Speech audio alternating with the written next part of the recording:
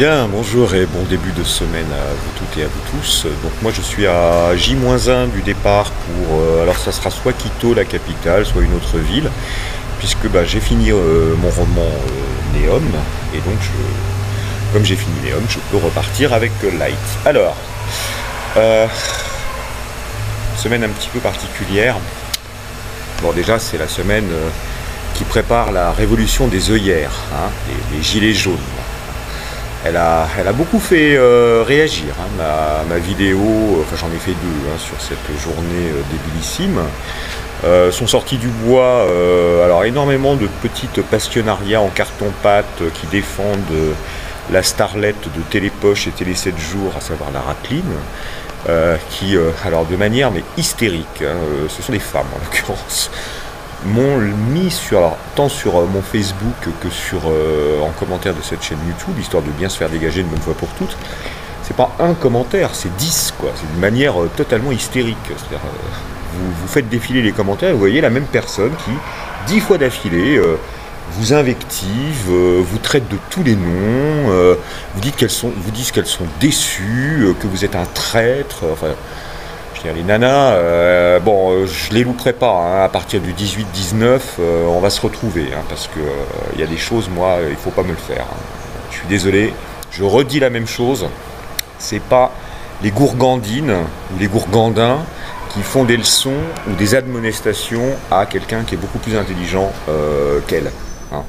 Je suis désolé si vous êtes encore dans ce que j'appelle l'ingénierie sociale pure, c'est-à-dire si vous tombez dans tous les panneaux de l'oligarchie, parce que c'est ça en fait le 17, c'est un panneau, c'est un traquenard que vous monte l'oligarchie. Je pose une question toute simple, après j'aborderai le sujet majeur avant une petite revue d'actualité. Expliquez-moi comment une vidéo d'une suprême inconnue bretonne peut faire immédiatement 5 millions de vues sur des réseaux où il y a des algorithmes qui permettent de pusher le nombre de vues, puisque tout est truqué sur YouTube et sur Facebook. Tout est truqué et en même temps il y a de la censure. Donc ces vidéos ont été mises en avant par le système qui a acheté donc, des visionnages, foireux en l'occurrence, pour faire le buzz. C'est exactement le même principe que les vidéos montées par la CIA pour la guerre en Syrie. C'est exactement pareil. C'est comme ça qu'on met en avant des suprêmes inconnus qui racontent que des conneries et qui font que les autres se font avoir, quoi.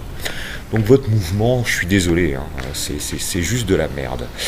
Alors, on va laisser passer cette révolution des œillères qui dans quelques jours sera mortenée pour voir quelles sont les petites nouvelles totalement foireuses en guise de cache-sexe que nous proposent nos journaux. Alors on a eu le week-end commémoratif de la Première Guerre mondiale. Alors pour faire court, donc c'est la réunion de tous les chefs d'État les plus belliqueux de la planète, hein, ceux qui nous préparent la troisième, qui viennent fêter la commémoration de la Première Guerre mondiale qui a été financée par la famille Rothschild, celle qui possède tout, véritable employeur de petits macarons, qui a financé la première, Hitler et la seconde. La Première Guerre mondiale, c'est quoi? Parce qu'on nous présente les 8 maréchaux -1, moins Philippe Pétain, comme étant des grands héros. Philippe Pétain, entre parenthèses, passait un temps fou pendant la Première Guerre mondiale, c'est avéré, il suffit de chercher l'info, dans les bordels. Hein, pour quelqu'un qui, quelques années après, se sera érigé comme étant le monsieur travail, famille, patrie, et qui envoyait à l'échafaud une faiseuse d'ange, avouez que c'est quand même cocasse, quoi. On va donc prendre les 8, Pétain inclus, hein, je les mets tous dans le même sac. Les héros, hein, les grands maréchaux, puisque c'est bien connu, les héros, c'est pas ceux qui se battent et qui meurent, non, c'est toujours ceux qui les commandent et qui foutent pas un pied sur le terrain de bataille, qui en l'occurrence fut une véritable boucherie. Ces grands stratèges de l'armée française et donc de notre état-major de l'époque nous avaient certifié en 1914 que cette guerre ne durait que 2-3 mois. Résultat des courses, embourbement absolu, d'accord, pendant 4 interminables années qui a été l'occasion de décimer une génération, c'est-à-dire qu'il y a eu un nombre de morts, attention à l'avion, incroyable. Allez l'avion!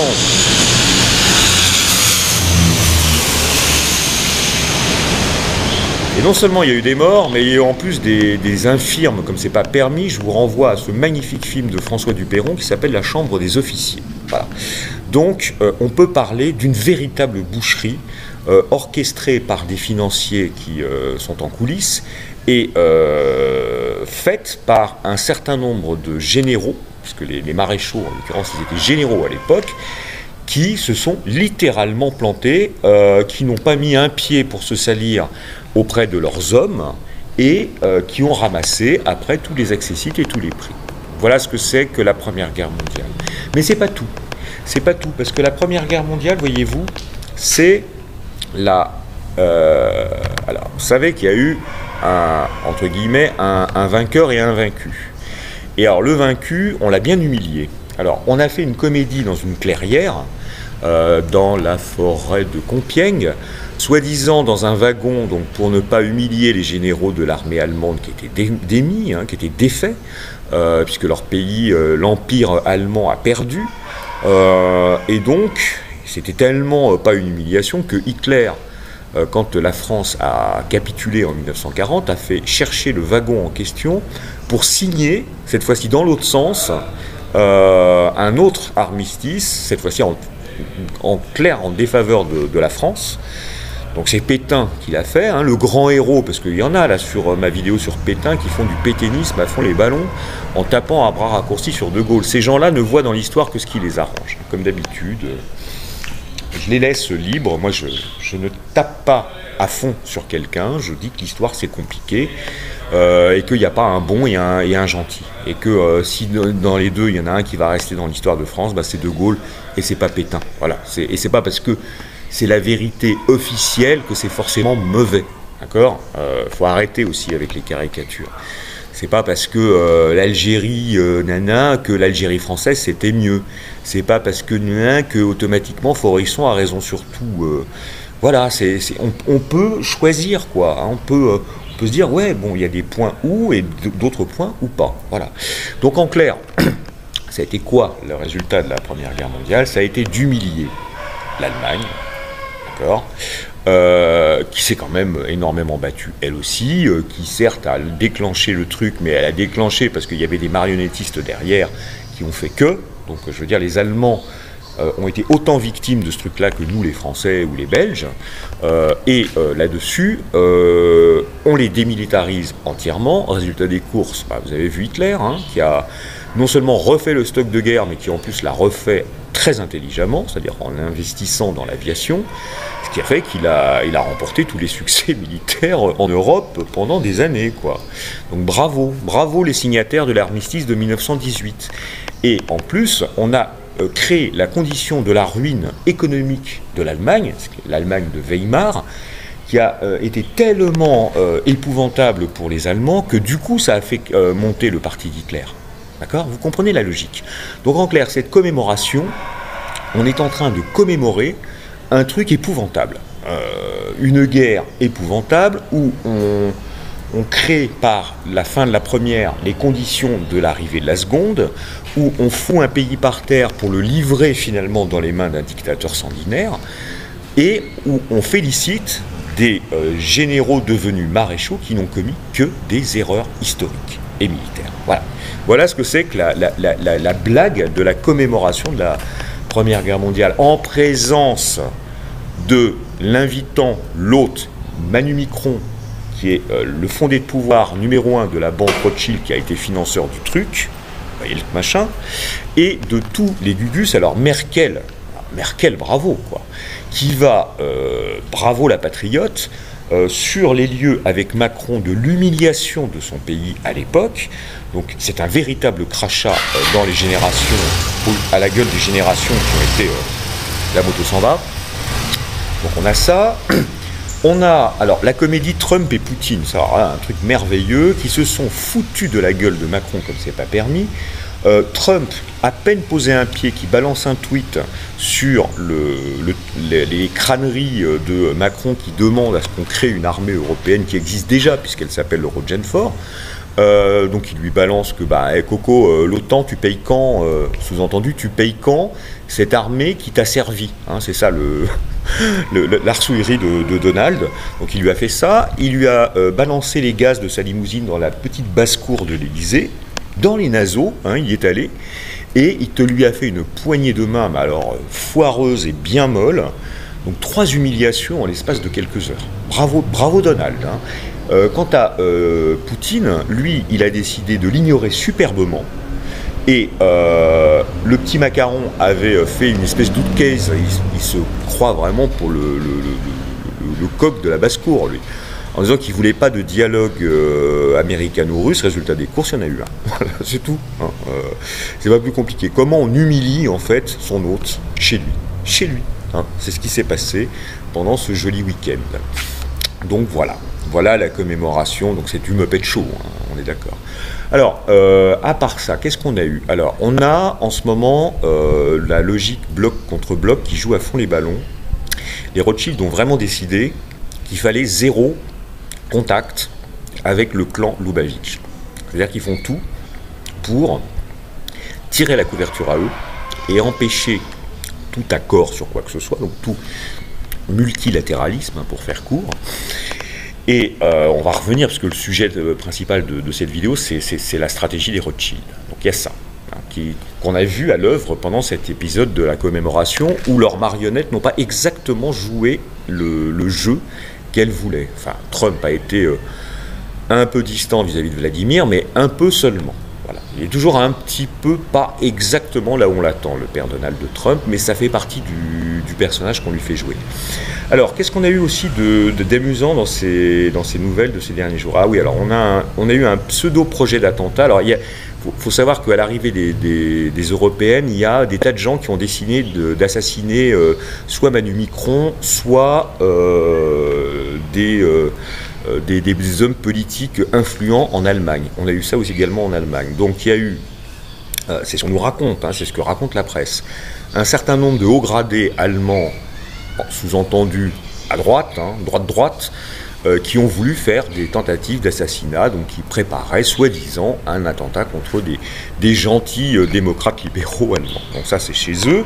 Chez nous, on a alors un attentat, pseudo-attentat ultra-droite qui a été déjoué, alors par un truc qui s'appelle les Barjols. Les Barjols 38, c'est dans l'Isère. Tenu par un gars, un jeune retraité de 62 ans, qui est un gars qui avait une page Facebook où il appelait à un certain nombre d'actions contre l'oligarchie.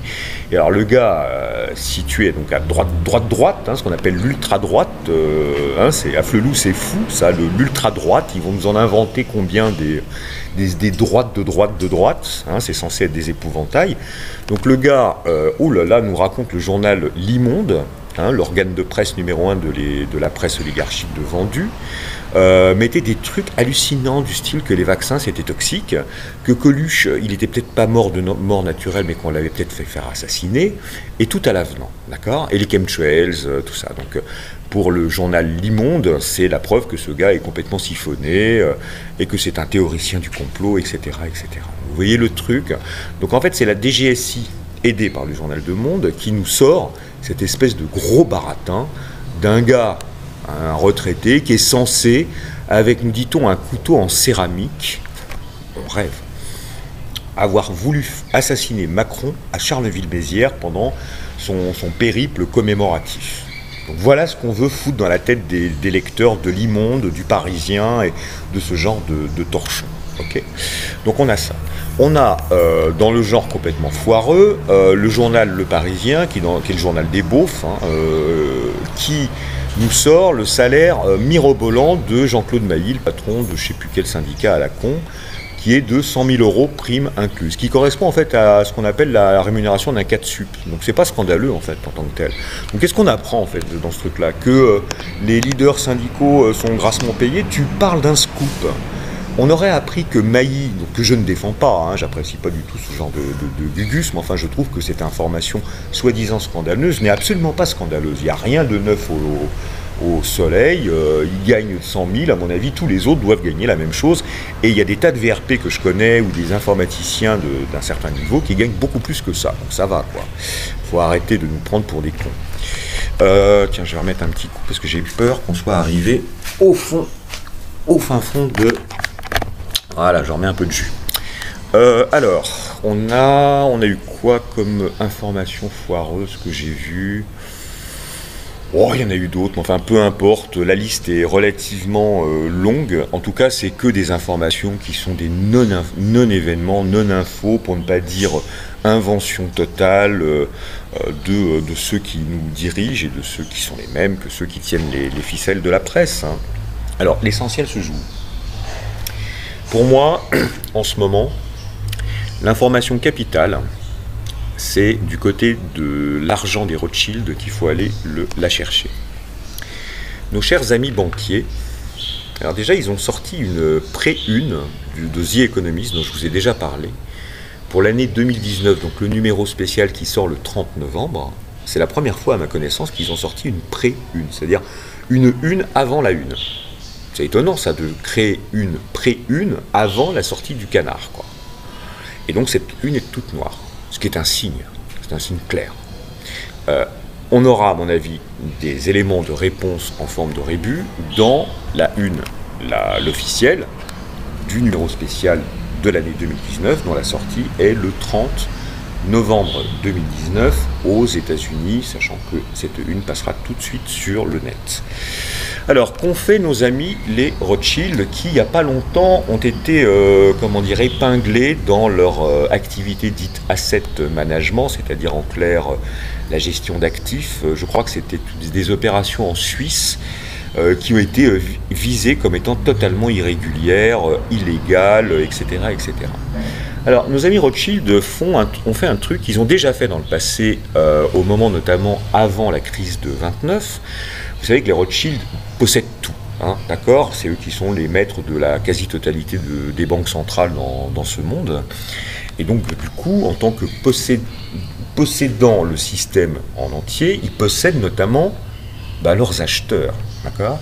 Et donc, ils ont ce qu'on appelle des portefeuilles d'actifs, d'actions, de produits financiers, d'accord? C'est-à-dire que c'est quoi, en fait, un portefeuille de produits financiers? C'est un portefeuille composé par que du virtuel. C'est ça, hein.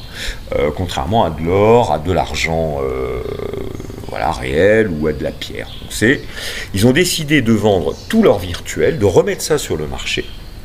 Okay. Ce qui veut dire que des investisseurs vont pendant ces prochains mois acquérir les produits financiers. Ça peut être, je sais pas moi, une participation dans une entreprise, ça peut être des portefeuilles de, je sais pas moi, de subprimes, je pense pas, ouais, enfin de tous ces produits qu'on trouve dans les bourses, quoi. Okay. Alors, ils ont déjà fait ça avant, parce que comme ils tiennent tout, on est d'accord que quand crack il y a, c'est eux qui le créent. Là, par exemple, depuis quelques années, pour attirer des tas d'investisseurs privés ou personnes morales, surtout personnes morales d'ailleurs, sur les marchés, qu'est-ce qu'ils font? Ils maintiennent les taux bas. Alors, ils manipulent les taux, hein, en clair, ce qui fait que ça attire la confiance des investisseurs qui, du coup, investissent dans les produits créés par le système que possède et que gère cette famille. Okay. Donc, s'ils décident, comme ils l'ont fait avant 1929, de remettre sur le marché tous ces produits, okay, c'est quoi l'idée qu'ils ont derrière la tête? Il faut se mettre vraiment à la tête des marionnettistes, quoi. C'est pour ça que je dis que l'information elle est vraiment importante. Ça veut dire qu'ils savent ce qui va se passer. Ils savent ce qu'ils vont déclencher, en fait. Okay. Donc s'ils mettent ça sur le marché, c'est pourquoi? C'est pour que les investisseurs investissent là-dedans, c'est-à-dire ils vont échanger une somme d'argent, d'accord, contre un portefeuille avec une valeur virtuelle.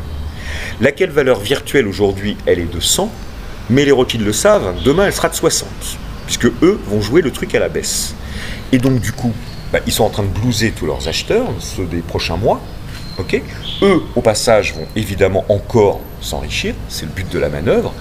Et à un moment, ils vont décider que la valeur, c'est-à-dire la bourse qui va bien aujourd'hui, va plus.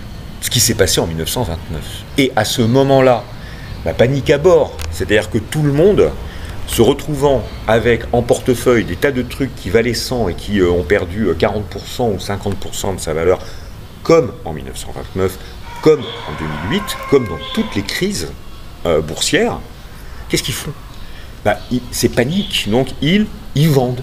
Et ils vendent à la baisse. Et qui rachète? Les Rothschild. Ils rachètent ce qu'ils ont vendu.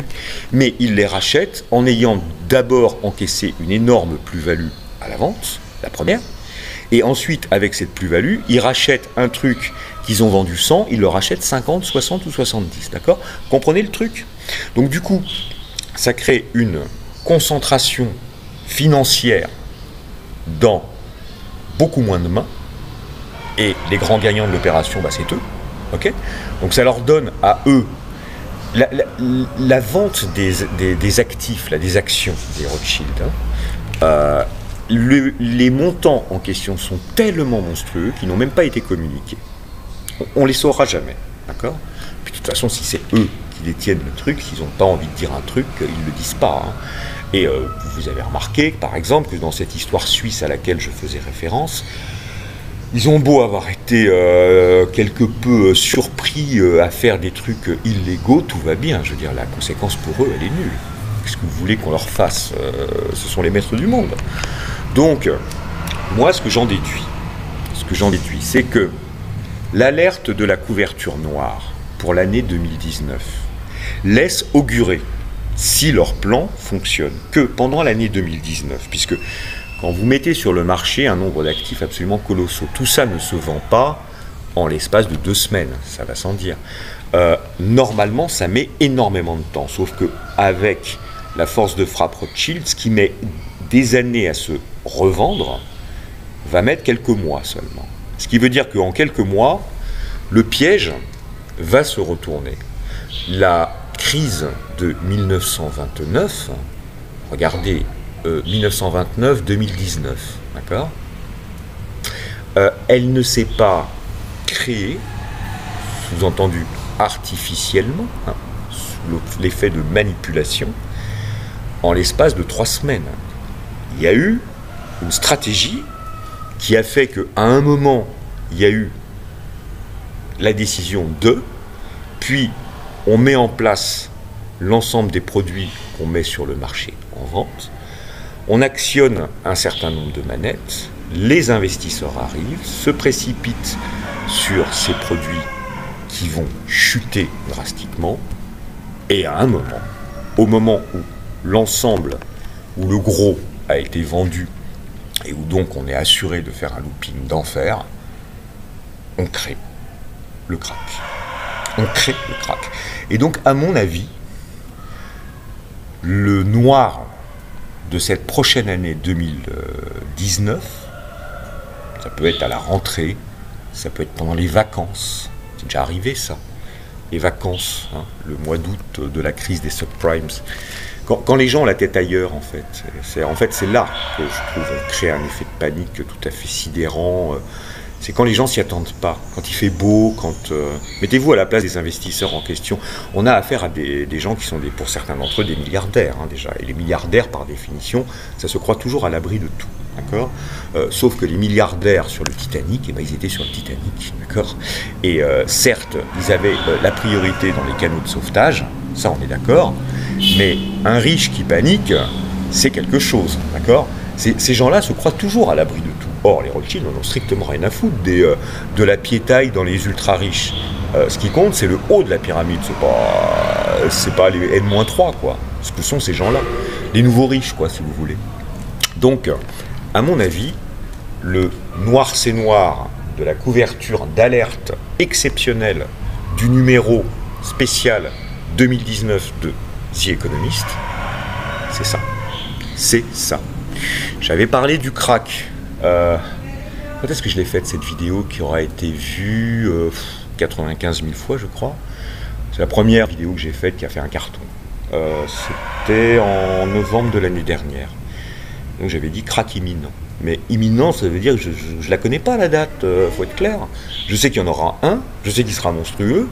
Il se pourrait même qu'il n'y en ait pas un, mais 2. C'est-à-dire qu'on fasse le truc en 2 coups. C'est tout à fait faisable, ça. C'est pas moi qui tiens les rênes. Moi, je regarde les événements, je les mets en doute.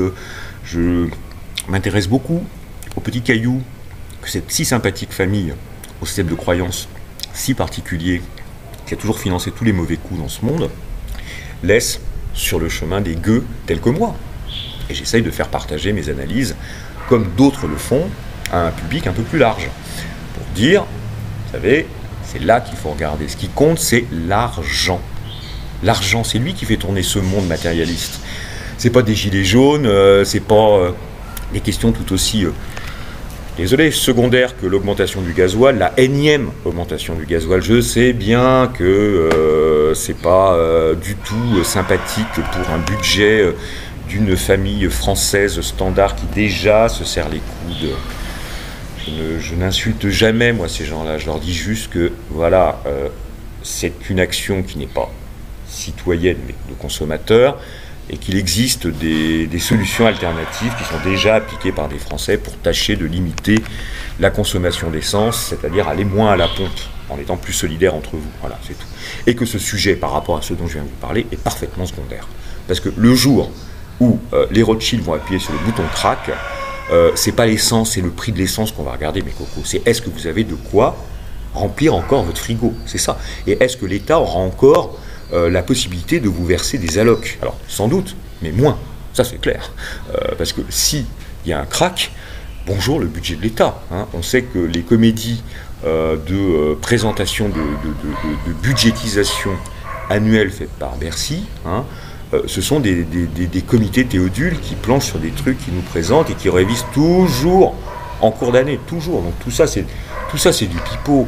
De même que tous les chiffres qu'on vous donne, le nombre de chômeurs, le truc sur l'insécurité, les statistiques sur les morts par coup de couteau, ou les statistiques sur les homos qui se font frapper la gueule, tout est pipoté, tout.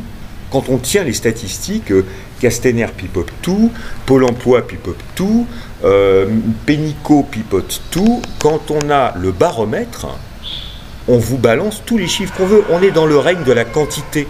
D'accord? Donc les Rothschild pipotent avec leurs produits et évidemment leurs intentions, et nos gouvernants et nos médias font exactement pareil. C'est pour ça qu'il faut apprendre à se détacher des statistiques officielles, des sondages, des informations de la presse économique, des prévisions budgétaires, de tous ces trucs-là qui ne sont que des constructions virtuelles faites qui plus est sur une réalité qui est fausse. Si vous connaissiez par exemple la réalité des comptes, les vrais comptes des entreprises du CAC 40 et des grandes banques, c'est-à-dire pas les comptes qui sont publiés avec un coup de tampon de quelqu'un qu'on paye, qui est donc juge et partie, qui s'appelle un commissaire aux comptes, lesquels commissaires aux comptes pour les très grands groupes et les très grandes banques, ce sont ce qu'on appelle les Big Four, c'est-à-dire des cabinets d'audit anglo-saxons qui sont des multinationales elles-mêmes. D'accord ? Donc tout ça, ils sont tous de mise les uns avec les autres, ce qui fait que nous avons aujourd'hui en France des banques, Sobriété Génitale et banques Pustal, qui sont en très très mauvaise posture sur le plan de leurs comptes financiers. Ce qui veut dire que si vous avez des économies dans ces deux-là, je vous conseille de changer de banque avant qu'il ne soit trop tard, parce que le jour où les Rothschild appuieront sur le bouton crack, les banques vont se casser la figure, elles vont transférer, comme elles le peuvent, elles y ont le droit, vos économies dans... elles vont les garder pour soi-disant pas se casser la gueule, mais en fait elles vont les faire déplacer dans leurs filiales dans des paradis fiscaux. Hein. Elles vont ensuite tomber, c'est-à-dire que la personne morale, Sobriété Génitale, sera morte, aller récupérer un pognon à une banque qui est morte. Impossible. Le rapt a fonctionné admirablement. D'accord ? Donc voilà ce qu'ils vont faire, des trucs comme ça. Donc en clair, on est aujourd'hui sur une réalité telle qu'elle nous est montrée par les médias et par toutes les sources officielles qui est totalement foireuse. Totalement foireuse. Moi, ce que je dis, c'est arrêtez de vous fournir à cette gamelle. Soyez plus intelligents que ça. Arrêtez également de croire à toutes les fausses oppositions et tous les faux mouvements que l'oligarchie, en utilisant des marionnettes, que ce soit des marionnettes politiques comme Marion Maréchal Le Pen, comme Merluchon, comme Vaselino, vous crée pour vous continuer à vous enfermer dans un bocal qui vous donne de l'espoir sans que vous ayez à remettre en cause la totalité du système, parce que c'est ça qu'ils font, hein. Également de croire à tous ces espèces de bonimenteurs qui sortent de nulle part, hein, comme la racline, mais il y en a eu 10 avant, il y en aura 15 après, qui, c'est pareil, en service commandé, se présentent comme des lanceurs d'actions spontanées, qui sont en fait pas spontanées du tout, qui ne servent strictement à rien, si ce n'est à contenir l'indignation sur une séquence donnée pour que les gens ne réfléchissent pas plus loin que ça, et ça marche très bien. Et ça marche à l'affect, à l'indignation, à la peur, à l'espoir de renverser avec un coton-tige une oligarchie, parce que c'est ça, hein, l'espoir du 17. Les gens s'imaginent qu'ils vont agir. Ils n'agissent pas, justement. Et c'est l'astuce. L'astuce, c'est de faire croire à des gens qui sont sincères, qui sont sincèrement indignés, entre nous pour une question de hausse d'essence et de hausse de tas de trucs, hein, parce qu'il n'y a pas que l'essence. L'essence, c'est le truc qui a fait péter le machin, quoi. Mais qui ne se scandalisent pas sur les vaccins de leurs enfants, les pauses de Linky, qui ne voient pas qu'il y a des chemtrails dans l'air et qu'on est en train de les gazer, qui n'ont pas encore compris que la 5G qui sera mise en place dans 1 an et quelques, c'est un véritable poison neuronal. Donc ce sont en fait des gens qui sont maintenus par nos élites au travers de leurs médias et de l'ingénierie sociale dans des sujets secondaires, dans des luttes secondaires qui sont de toute manière toutes vouées à échouer. Voilà. Donc moi, mon rôle, ainsi que d'autres, c'est de rappeler cette vérité, cette évidence et de dire vous perdez du temps sur des choses secondaires au lieu de vous occuper de vous-même. Donc vous pouvez, par pétasse interposée, m'insulter, m'injurier, me traiter de traître, dire que j'ai pas le droit de m'exprimer parce que je suis à des milliers de kilomètres, justement parce que je suis à des milliers de kilomètres, j'ai l'impression de voir beaucoup plus juste qu'un certain nombre de gens qui en sont toujours à ce que j'appelle des conversations de comptoir de bistrot. Ça ne dépasse pas ça, c'est dans l'affect, c'est dans le village gaulois, quoi, hein, ça râle, ça dit on va faire ceci, on va faire cela, il n'y a qu'un faucon, etc. Et puis quelques jours après, c'est mort. Voilà, c'est ça qui se passe, c'est ça qu'on voit, hein, c'est comme toutes ces lutte, c'est pas syndical que je veux dire, parce que c'est pas des luttes syndicales. Vous savez, les ouvriers, par exemple, ou les ouvrières qui se battent parce qu'on fait un plan dans leur entreprise, un plan social. L'entreprise, on leur a demandé de travailler plus pour le même pognon pendant 2 ans, en leur promettant qu'on allait garder l'emploi, et puis finalement, l'emploi est supprimé alors que la boîte dégage des bénéfices, mais le langage de l'actionnaire via la direction française, c'est de leur dire oui mais c'est pas assez et la survie du groupe, gna gna gna gna gna. Donc ce sont des gens qui sont victimes, hein, de cette situation de mensonge, puisque les financiers ne sont que des manipulateurs et des menteurs, qui donc vont en souffrir dans leur propre vie et qui se lancent pendant plusieurs mois, parce que ça dure, hein, une lutte comme ça, dans des combats où ils vont laisser énormément de plumes, c'est-à-dire pas seulement leur emploi, leur morale, leurs illusions. Pour certains, ça va se terminer par des divorces, par des dépressions, par le fait de se retrouver dans des situations d'extrême précarité, par des enfants qu'on ne voit plus, par des maisons qui sont saisies. Enfin, je veux dire, c'est quand même des choses graves, hein, d'accord ? Et moi, ce que je dis, c'est que s'ils n'étaient pas entourés, ces gens-là, de tas de gens qui ne savent pas réfléchir, d'une part, c'est-à-dire qu'ils sont dans la petite tactique à 3 jours, quoi, ou à 3 semaines. Hein, s'ils n'étaient pas représentés par des Édouard Martin, qui sont des bonimenteurs et des gens qui leur font perdre un temps fou en leur faisant croire que le fait de voir Arnaud Montebourg, ça va les sauver, le fait de faire appel à la justice, ça va les sauver, le fait de prendre en otage une semaine l'outil de travail, ça va les sauver. Rien de tout ce que ce gars et de tous ses équivalents n'ont proposé à ces gens-là, rien n'a marché, rien du tout. Résultat des courses, le gars il est au Parlement européen, il gagne 5-6 000 euros par mois, et tous ces anciens, tous les anciens, eux, sont dans la merde. Donc voilà quelque chose, à mon avis, d'essentiel à rappeler à tous ces gens qui sont constamment dans l'invectif parce qu'on ne croit pas dans leurs trucs foireux, quoi. C'est que dans la vie, non seulement il faut savoir réfléchir et poser un problème comme il le faut, c'est-à-dire à l'endroit, Parce que si on ne pose pas le problème à l'endroit, toutes les actions qu'on va faire seront foireuses. Toutes. Et c'est malheureusement ce qui se passe et ce que j'observe et ce contre quoi je m'érige. Je m'érige par une parole libre. Et moi, je considère que si les gens ont envie de m'entendre, de me croire, tant mieux pour eux. Et que s'ils ont envie de m'insulter, qu'ils aillent se faire foutre. Ils en paieront, malheureusement, je suis désolé pour eux, mais c'est leur liberté, les pots cassés. Moi, j'aurais fait mon devoir, point barre. Bien, écoutez, j'étais très en forme pour un lundi matin. Il n'est même pas 10 heures. Je vais poster cette vidéo, ça met un temps fou, parce que le Wi-Fi ici est très lourd, très lent. C'est pas grave, vous l'aurez dans la soirée. Je vous souhaite un très bon début de semaine. Donc éteignez vos télévisions, par pitié, ou si vous les regardez des séries sympas. Je sais pas moi, refaites-vous des épisodes de X-Files, vous en saurez beaucoup plus sur ce monde qu'en regardant les JT. Bon début de semaine à toutes et à tous. Ciao.